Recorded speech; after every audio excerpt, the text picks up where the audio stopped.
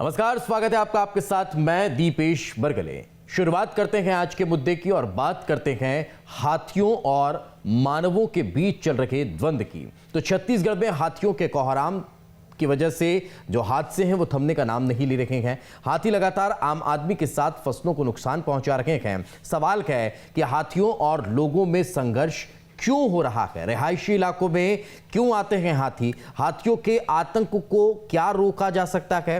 सरकार क्या कर रही है प्रयास? इन तमाम मसलों पर चर्चा करेंगे, इन तमाम सवालों के जवाब तलाशने की कोशिश करेंगे। हमारे साथ एक खास पैनल भी मौजूद रहेगा, लेकिन उससे पहले ये रिपोर्ट देखिए। छत्तीसगढ़ में हाथियों का आतंक थमने का नाम नहीं ले रहा है। प्रदेश में हाथियों ने कोहराम मचा रखा है। हाथियों का दल कहीं लोगों की जान ले रहा है तो कहीं लोगों की फसलों को बर्बाद कर रहा है। महासमुंद के कोना के जंगल में हाथी के हमले से एक शख्स की मौत हो गई। जानकारी के मुताबिक मृतक स्वास्थ्य विभाग का कर्मचारी था। फोटो लेने के दौरान हाथी ने कर्मचारी को दौड़ाकर कुचल दिया। गौरतलब है कि पिछले 10 दिन में महासमुंद जिले के अंदर हाथी के हमले से 4 ग्रामीणों की मौत हो चुकी है। वहीं सूरजपुर में भी हाथियों का आतंक फैलने का मामला सामने आ चुका है। सूरजपुर के धर्म सर्किल के बगड़ा गांव का मामला है, जहां हाथी ने एक ग्रामीण को कुचलकर मौत के घाट उतार दिया। वहीं गरियाबंद के चरोदा गांव में हाथी घुसने से ग्रामीणों में दहशत है। हाथी किसी के मकान को नुकसान न पहुंचाएं, इसके लिए ग्रामीण रात भर जागरण कर रहे हैं। एक आंकड़े के मुताबिक 5 सालों में 263 लोगों की हाथी जान ले चुका है। 2019 में 750 से अधिक मकान तोड़ चुका है। 2019 में 2850 से अधिक हेक्टेयर फसल रौंद दी। 10 से अधिक जिलों में फैला है हाथियों का आतंक।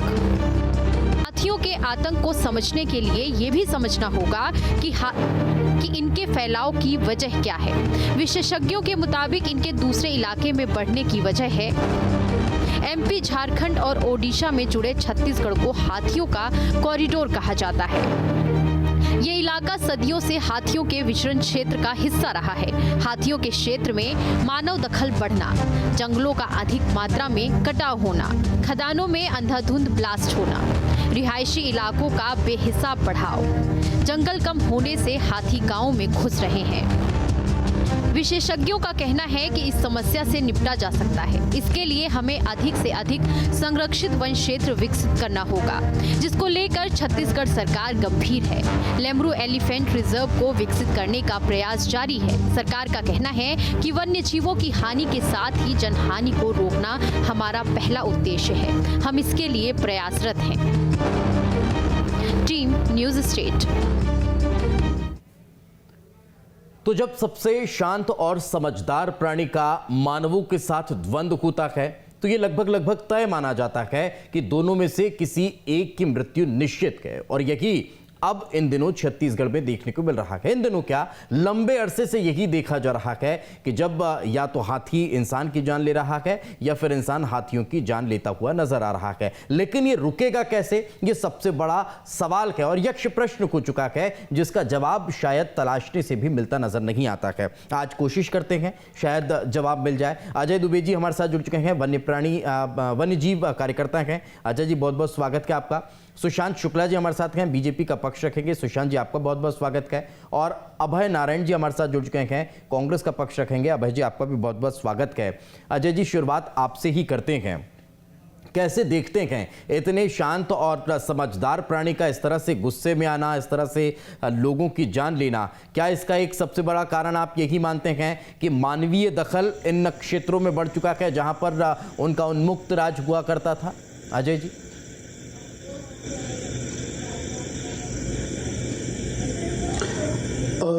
देखिए, इस पूरे प्रश्न का जवाब आपने एक दिया था अभी जब आप इस पूरे घटनाक्रम की जानकारी दे रहे थे। इसमें यह है कि जो कॉरिडोर है, जो उड़ीसा और जो झारखंड से जो हाथियों का मूवमेंट है, इस मूवमेंट पे कहीं ना कहीं ये चिंतन का विषय है कि उन दोनों राज्यों में और यहाँ तक कि छत्तीसगढ़ में भी खनन की गतिविधियां शायद एक सीमा से अधिक हो गई हैं, जहां की हाथी विचलित हो गया है। अब हाथी ने एक समझदार यदि जीव के तौर पर हम जानते हैं तो वो नए आवास क्षेत्र ढूंढ रहा है और नए रहवास क्षेत्र में द्वंद्व छिड़ गया है, जिस पर निश्चित तौर पर तैयारी वन विभाग ने छत्तीसगढ़ ने की थी, लेकिन वो wild life institute of India के साथ जो भविष्य की कार्ययोजना थी वो शायद कागजों पे है। फील्ड पे अभी तक कोई भी पुख्ता कार्रवाई पिछले 6 महीने में नहीं दिख रही है। हम देखते हैं कि अभी महासमुंद और ये कोरिया और सरगुजा यानी छत्तीसगढ़ के कई ऐसे जिले जहां पहले हाथी नहीं जाते थे, वहां पर भी उनकी मूवमेंट हो गई है। तो इस कॉरिडोर में जितनी समस्याएं पनप रही हैं, उन समस्याओं का इलाज कागज में हकीकत में नहीं है। वन मंत्री को विशेषज्ञों के साथ जमीन पे उतरना पड़ेगा। ये अब एक तरह से इमरजेंसी सिचुएशन है, क्योंकि हाथी यदि लगातार जिस तरह से नागरिकों की मौत हो रही है तो इसका पलटवार भी होगा। मैन वाइल्ड कॉन्फ्लिक्ट में जो ग्रामीण लोग हैं उनकी फसल बर्बाद होगी, उनका जीवन बर्बाद होगा, तो निश्चित तौर पर वो कोई भी आक्रोश में ऐसा कदम उठा सकते हैं जिससे बड़ी त्रासदी हाथियों के लिए हो सकती है। तब स्थिति संवेदनशील हो जाएगी। तो सरकार मौके पे उतरे, देहरादून से एक्सपर्ट्स को बुलाए, जितनी ड्रोन और जितनी बेहतर सुविधा है प्रिवेंटिव मेजर्स लेके हाथियों को रहवास क्षेत्र से दूर रखे। बिल्कुल, लेकिन उन्हें उनका रहवास क्षेत्र दिया जाए, ये भी सबसे महत्वपूर्ण। एक बात आपने कही कि आक्रोश मानव में भी पनपेगा और वो शायद पनप भी रहा है। कुछ स्तर पर ये खबरें भी निकल कर सामने आती है कि इलेक्ट्रिक तार लगा दिए जाते हैं जिसकी चपेट में हाथी आता है और उसकी मौत हो जाती है। इस तरह की तस्वीरें भी हमने कई देखी हैं। और एक और बात का जिक्र आपने किया है कि जो मानवीय जंगल वहाँ पर बढ़ते जा रहे हैं, जो कॉन्क्रीट के जंगल अब धीरे धीरे विस्तृत होते जा रहे हैं, वो और खदानों में अंधाधुंध होते हुए ब्लास्ट, ये भी कहीं ना कहीं एक बड़ी वजह बनती हुई दिखाई दे रहे हैं। कोशिश करते हैं अभय नारायण जी से जवाब लेंगे। अभय जी, लगातार पिछले कई वर्षों से लगभग 20 से 25 बरस हो चुके हैं हाथियों के इस मसले को लेकर छत्तीसगढ़ में हम चर्चा कर रहे हैं। जब विपक्ष में कांग्रेस हुआ करती थी तब इस बात की तरफ इशारा होता था कि सरकार के द्वारा जो योजनाएं चलाई जा रही हैं उनका क्रियान्वयन ठीक से हो नहीं रहा है, ज़मीनी स्तर पर वो उतरती हुई दिखाई देती नहीं है। यही वजह है कि मानवों और हाथियों के बीच में द्वंद्व हो रहा है। क्या अब उतरने में कहीं कमी नजर आ रही है? अब कहाँ दिक्कत आ रही है? अभय जी थोड़ा सा जवाब देंगे। दीपेश जी, निश्चित रूप से छत्तीसगढ़ में हाथी और मानव का द्वंद्व चिंता का विषय है। हाथी विचरण केंद्र में विचरना चाहता है, वो जंगल में ही रहता है और वो अपने तयशुदा रास्ते पे चलता है। उत्तर छत्तीसगढ़ से बढ़ते बढ़ते हाथी दक्षिण छत्तीसगढ़ की ओर बढ़ता है। ये चला आ रहा है, लंबे समय से चला आ रहा है। अजय दुबे जी एक्सपर्ट बैठे हैं, वो इसके विषय में ज्यादा आपको जानकारी देंगे। हम लोग ने जो इतना पढ़ा है और जितना जाना है कि हाथी का अपना एक विचरण केंद्र रास्ता तय होता है, उस रास्ते पे वो चलता है। अभी चूंकि जंगल में गतिविधियां बढ़ गई, जंगल में लोग बढ़ गए और एक विशेष परिस्थिति होती है कि जो वनोपज संग्रहण का समय होता है वही हाथी के विचरण का समय होता है। तो हाथी मानव द्वंद्व वहीं से स्टार्ट होता है। वनोपज संग्रहण के लिए लोग जाते हैं और रास्ते में अचानक हाथी आ गया या अचानक कोई तो हमला करके जन धन की हानि होती है उसमें। तो धीरे धीरे अब वो महासमुंद की ओर, गरियाबंद की ओर बढ़ना प्रारंभ करता है। लगातार बातें हो रही हैं। जहां तक सरकार का पक्ष है, 15 साल की सरकार में भारतीय जनता पार्टी ने इसे सिर्फ एक समस्या समझा, उस समस्या को सुलझाने का, तय तक जाने का, गंभीरता से विचार करने का कोई काम, ठोस काम किया नहीं। लेमरू प्रोजेक्ट की जहां तक बात है, 450 स्क्वायर मीटर जगह दे रहे थे वहां पे, जो अब 1950 चला गया है और बहुत जल्द उसकी अधिसूचना जारी हो जाएगी। अभी अजय दुबे जी ने कहा कि देहरादून से एक्सपर्ट बुलाने चाहिए, सरकार को मौके पर उतरना चाहिए, वन मंत्री जी को धरातल में। मैं सारी बातें उनके स्वीकार करता हूं। वही सबसे बड़ा सवाल है। जंगल एक तरफ वन मंत्री जी एक एक जगह रिहायशी इलाकों में इजाफा होता जा रहा है, खदानों को लगातार बढ़ाया जा रहा है, तब फिर हाथियों को विचरण करने के लिए जगह कहां से मिलेगी? कहां उन्हें वो सुरक्षित और संरक्षित क्षेत्र मिल पाएगा? ये सबसे बड़ा सवाल है। और क्या ये हो पा रहा है? अगर हो पा रहा है तब फिर इस तरह की मौतें क्यों?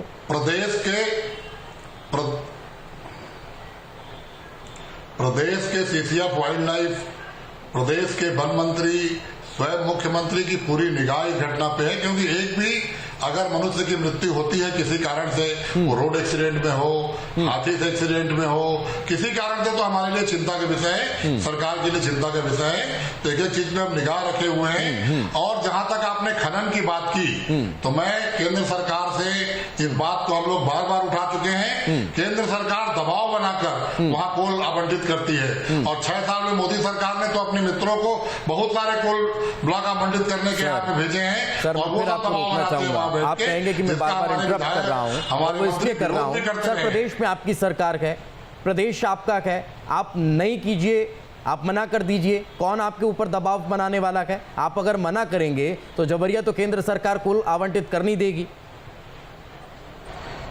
रेवेन्यू तो आपको भी मिल रहा है ना सर, इसीलिए तो आप लोग परमिशन दे रहे हैं। राज्य सरकार जितना मना कर सकती है, राज्य सरकार जितना, रेवेन्यू तो आज तक हमको प्राप्त नहीं हुआ। कोयले की रॉयल्टी हजारों करोड़ रुपए में बाकी है। सवाल रेवेन्यू का नहीं है, सवाल हाथियों की सुरक्षा का है, सवाल मनुष्य की सुरक्षा का है। लेकिन और जहां तक आप बोल रहे हैं केंद्र सरकार कौन सी हमारी बात मानती है? धान के मामले में हमारी बात नहीं मानी, चावल के मामले में हमारी बात नहीं मानी, और वही स्थिति वन विभाग और हाथियों के मामले में भी हो रही है। केंद्र सरकार अपने मित्रों के लिए सब कुछ करने को तैयार है। हम तो हमारे दो की सरकार है। नाम पर बहुत ज्यादा राजनीति प्रदेश में देखने को मिली, और उसके बाद फिर दूसरे रास्ते से MOU साइन हो गए। खैर, मैं उस पर नहीं जाना चाहता हूं। मैं लौट रहा हूं अभय जी आपके पास, कई और सवाल है, उनका जवाब लूंगा। सुशांत जी भी बहुत देर से मुस्कुरा रखे हैं, उनसे भी जवाब ले लेते हैं। केंद्र सरकार कैंसिल कर दे खनन। लौट रहा हूँ अभय जी लौट रहा हूँ आपके पास। सुशांत जी भी बहुत देर से मुस्कुरा रखे हैं, उनसे भी सवाल ले लेते हैं। सुशांत जी, लंबे समय तक प्रदेश में आपकी सरकार रही, तमाम तरह की कोशिशें हुई, हुल्ला पार्टी भी हुई, मशाल भी निकाली गई, आपकी तरफ से हाथियों के लिए कॉरिडोर बनाने का भी जिक्र हुआ, और तमाम तरह के प्रयास हुए। अब कुमकी हाथी पर तो लाखों करोड़ों रुपए खर्च हो गए, लेकिन धरातल पर ये सारी चीजें नजर क्यों नहीं आई? क्यों उनका सही तरीके से क्रियान्वयन होता दिखाई नहीं दिया? सुशांत जी। मैं अपने साथी मित्र बड़े भाई अभय नारायण राय जी की स्तुति गान को सुन रहा था। कुछ विषय हैं जो आपके माध्यम से मैं सवाल पूछना चाहता हूं कि आज दिनांक तक जब 3 साल को होने जा रहे हैं छत्तीसगढ़ सरकार को, तो छत्तीसगढ़ राज्य वन्य जीव जंतु बोर्ड जो जिम्मेदार है हाथी और अन्य वन्य जीव जंतुओं द्वारा किए गए नुकसान के प्रति, उसकी बैठक क्यों नहीं हो पाई? मैं पूछना चाहता हूं माननीय अभय नारायण राय जी से, कांग्रेस के साथी हमारे, उनसे कि आज दिनांक तक प्रदेश के वन मंत्री हाथी प्रभावित क्षेत्र के लिए कोई बैठक क्यों नहीं कर पाए? मैं पूछना चाहता हूं अभय नारायण राय जी से कि आज दिनांक तक छत्तीसगढ़, जो बहुत अभी केंद्र सरकार के ऊपर आरोप लगा रहे थे, उनके द्वारा दिए गए कैंपा राशि का आज तक निर्धारण गैर वन्य कार्य में क्यों किया जा रहा है? मैं पूछना चाहता हूं कि विपक्ष में रहते हुए यही भूपेश बघेल जी, जिस एक औद्योगिक घराने के कोल ब्लॉक के विरुद्ध में जाते थे, आज उनका ऐसा क्या हुआ कि जो 1930 वर्ग मीटर को घटा के 450 के वर्ग मीटर के लगभग लेमरू अभ्यारण्य को सिमेटना पड़ा इन्हें? मैं पूछना चाहता हूं आपके माध्यम से कि माननीय भूपेश बघेल जी और माननीय मोहम्मद अकबर जी जो इनके वन मंत्री हैं, उन्होंने हाथियों के संरक्षण के लिए विगत 3 वर्षों में क्या किया? आरोप लगाना आसान है, जनता ने जनादेश दिया है। ठीक है, आपके 5 सवाल के जवाब लूंगा सुशांत जी। मेरा सवाल जो था कि लंबे समय तक 15 वर्ष तक प्रदेश में बीजेपी की सरकार रही, क्या किया? कहां देर हो गई, कहां कमी रह गई, कहां धरातल पर प्रोजेक्ट उतर नहीं पाए जो लगातार इस तरह से मौतों के आंकड़े बढ़ते चले गए? आपके पूर्ववर्ती प्रश्न का जवाब भी आपके प्रश्न में ही छुपा हुआ है। आपने कहा ना कि इन क्षेत्रों में काम हुआ, तो भारतीय जनता पार्टी की डॉक्टर रमन सिंह जी की सरकार में हाथियों के संरक्षण और संवर्धन में और मनुष्य और हाथियों के बीच में द्वंद्व को रोकने के लिए प्रयास किए। क्योंकि मैं आपके माध्यम से बात स्पष्ट कर देना चाहता हूं, ये प्रयास सार्थक तरीके से होने की व्यवस्था की चिंता हमने की है। बाकी ईश्वरीय व्यवस्था है कि जीव जंतु को हम समझा नहीं सकते। अगर क्षेत्र हमारा जो राज्य है वो जो हमारे पड़ोसी राज्यों की वहां की जो सीमाएं लगती हैं हमारे साथ और जो जंगलों का आच्छादन हमारे साथ है, उसकी व्यवस्थाओं से यह संघर्ष बढ़ता जा रहा है। लेकिन भारतीय जनता पार्टी ने पूर्णतः प्रयास किया कि यह द्वंद्व रुके, परंतु कांग्रेस की सरकार सिर्फ आरोप लगा रही केंद्र के ऊपर की कोल ब्लॉक। ठीक, प्रयासों की बात की हर राजनीतिक दल करता नजर आता है, लेकिन ये प्रयास धरातल पर कितने दिखाई देते हैं? अजय जी से सवाल रहेगा।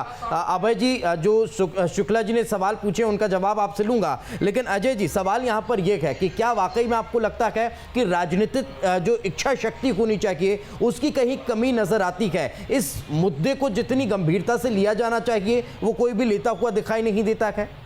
अजय जी।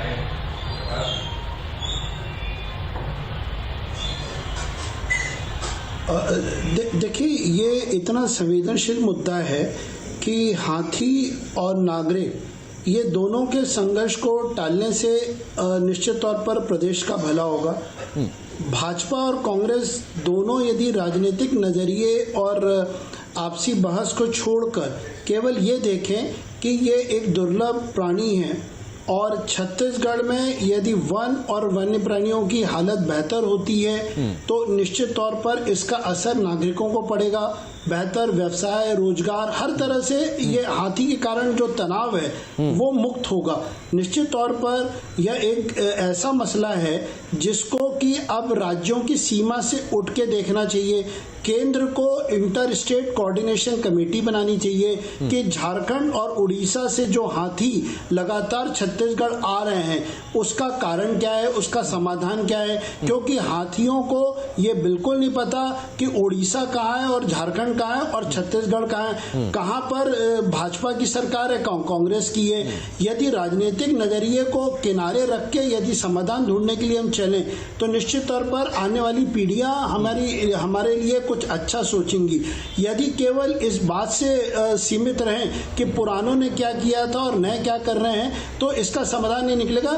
हमें ये मुझे लगता है कि छत्तीसगढ़ मुख्यमंत्री को अब इस मुद्दे पर केंद्रीय वन मंत्रालय से इमरजेंसी प्लान लेके फील्ड पे उतरना चाहिए, क्योंकि हाथियों ने यदि लगातार इस तरह नागरिकों के घरों को उजाड़ा, वहां पर फसलों को उजाड़ा, इस समय फसल पूरे खेतों में लगी हुई है और हम सब जानते हैं कि हाथी का जो टेस्ट बर्ड्स होता है वो भी इंसानों से मिलता जुलता है कि उसको धान भी चाहिए, मक्का भी चाहिए, अन्य फसल भी चाहिए, महुआ भी चाहिए। तो यदि हाथियों की आक्रमण से नागरिकों को यदि बचाना है तो इमरजेंसी प्लान के साथ उतरें, अन्यथा स्थिति बदतर हो रही है, क्योंकि ये एक जिले में अब सीमित नहीं है, कोरिया से कांकेर हर जिले में अब ये समस्या आ रही है। प्रदेश के लगभग कई जिले अब इस एरिया में आ चुके हैं जहां पर हाथियों का विचरण हो रहा है और ये बात भी समझनी होगी राजनेताओं को कि यही वो सबसे धन्य प्राणी है जिसने इस वन्य संपदा को सहेज कर रखा है, संभाल कर रखा है और ये उसी की देन है कि प्रकृति के बाद यही इसको बढ़ाने का काम भी कर रहा है। और यही समझने का सबसे बड़ा कारण भी है कि अगर राजनीतिक दल इसे समझेंगे तो शायद और ज्यादा इस तरफ ध्यान देंगे। अभय जी, कई सवाल शुक्ला जी ने खड़े किए हैं जिनका जवाब तो दीजिएगा, लेकिन सवाल मेरा ये भी है कि लेमरू प्रोजेक्ट को लेकर लगातार बात हो रही है, लेकिन क्यों आखिर विधायकों के दबाव में आकर के इसके एरिया को कम किया जा रहा है?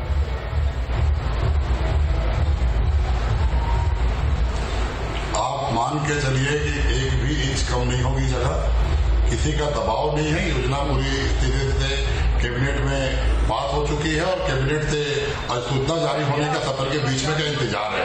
बहुत जल्द अधिसूचना जारी हो जाएगी।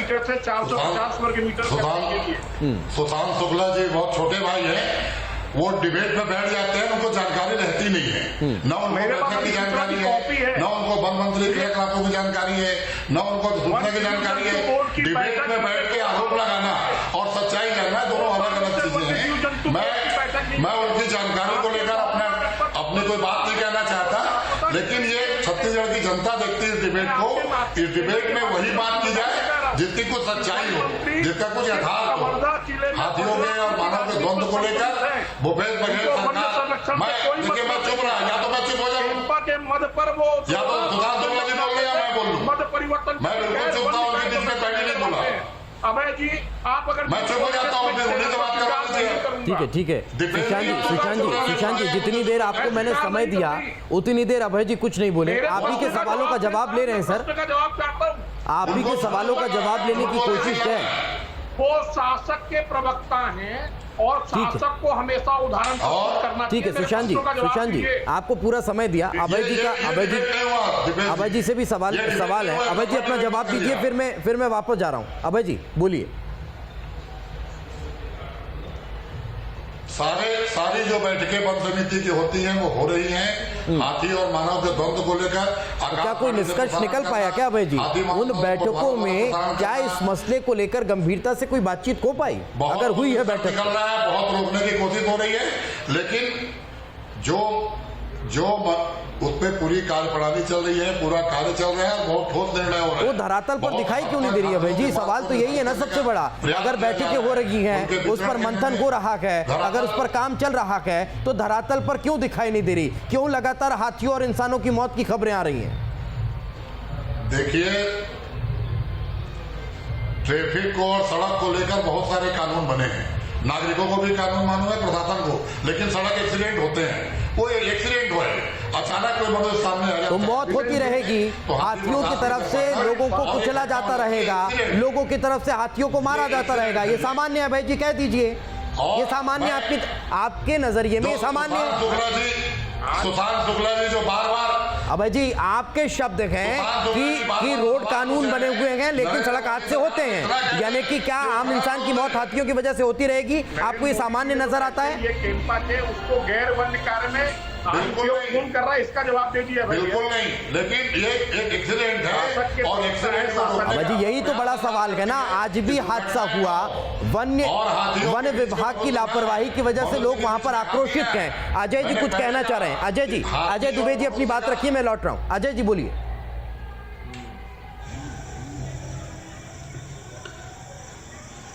देखिए, मेरा ऐसा कहना है कि इस शानदार बहस में समाधान के लिए यदि हम लोग बात करें तो निश्चित तौर पर कोई निष्कर्ष भी निकलेगा जी। और जिला प्रशासन जहां पर भी ये हाथियों की मूवमेंट्स है, ऐसा लग रहा है जो समाचार आ रही है कि जनता को जागरूक और संवेदनशील करने में असफल है, क्योंकि ऐसी कुछ घटना भी हुई है कि लोग सेल्फी लेने के लिए हाथियों की मूवमेंट वाले इलाके में जा रहे हैं और वो खुद एक सरकारी कर्मचारी की मौत भी हुई है, हाथी ने कुचला है। तो निश्चित तौर पर यदि जिम्मेदार नागरिक और वो यदि सरकारी सेवा में है तो कहीं ना कहीं ये उनमें अभाव है और वो ये मिसाल कायम करने में असफल रहे। इसी का जवाब ले लेते हैं अजय जी, इसी का जवाब ले लेते हैं अभय जी से। अभय जी सबसे बड़ा सवाल यही है, आप लोग लगातार कहते हैं कि स्थानीय स्तर पर लोगों को जागरूक किया जा रहा है, उन्हें रेडियो के जरिए बताया जा रहा है कि हाथी का मूवमेंट यहाँ पर हो रहा है। क्या वन विभाग के पास इतने लोग भी नहीं हैं कि उस क्षेत्र में लोगों को डिप्लॉय कर दिया जाए, वहां बता दिया जाए, ग्रामीणों को रोक दिया जाए कि इस क्षेत्र से हाथी निकलने वाला है, मत निकलिए? क्या ऐसी कोई व्यवस्था नहीं हो सकती? दीपेश जी, प्रतिदिन 4 बजे शाम का लोकेशन लेकर 4 बजे के बाद हाथी जिसोर बढ़ता है वहां लोकेट किया जाता है, वहां सूचना दी जाती है। हाथी सजग मित्र दल बनाए गए हैं, दीवालों में वाइल्ड लाइटिंग की गई है, कोटवारों के द्वारा वहां पे जो हाका पाड़ने वाला छत्तीसगढ़ की प्रथा है वो हाका डलवाया जाता है। लेकिन उसके बाद भी इसका असर दिखाई नहीं दे रहा ना सर। उसके बाद भी लोगों की आए दिन मौत को रखी है, हाथियों की जान जा रही है। खैर, क्योंकि समय का अभाव था, हम कोशिश कर रहे थे कि सवालों का जवाब लेने का प्रयास करें, लेकिन ना वो मिल नहीं पाए हैं। समय का अभाव है सर, फिर कभी इस पर चर्चा करेंगे। मुद्दा तो गंभीर है। बहुत बहुत शुक्रिया आप तीनों का हमारे साथ चर्चा में जुड़ने के लिए। इसी के साथ हमारी इस खास पेशकश में आज फिलहाल इतना ही। दीजिए इजाजत, नमस्कार।